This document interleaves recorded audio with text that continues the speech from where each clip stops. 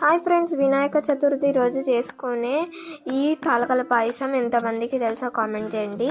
First అయితే గోధుమ పిండిని తడిపి ముద్దలా చేసి దాన్ని మనము తాలకలాగా లేకపోతే చిన్న చిన్న బాల్స్ లాగా చేసుకొని దాంట్లోనే పొడి పిండి చల్లుకోవాలి.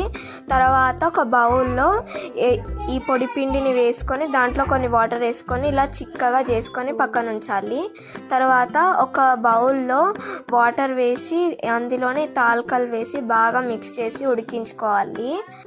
ఇందులోనే చక్కెర కానీ బెల్లం కానీ వేసుకొని బాగా ఉడికించుకోవాలన్నమాట. మేమైతే చక్కెర వేస్తున్నాము.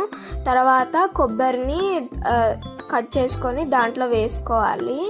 తర్వాత ఇప్పటిదాకా చేసుకున్న పిండి మిశ్రమం ఉంది కదా, అది కూడా అందులో వేసుకొని అది వేసుకోవడం వల్ల పాయసం అయితే చిక్కగా అవుతుంది. తర్వాత ఇందులో వేయించుకున్న డ్రై ఫ్రూట్స్ వేసి మిక్స్ చేస్తే అంతే, సింపుల్ పాయసం.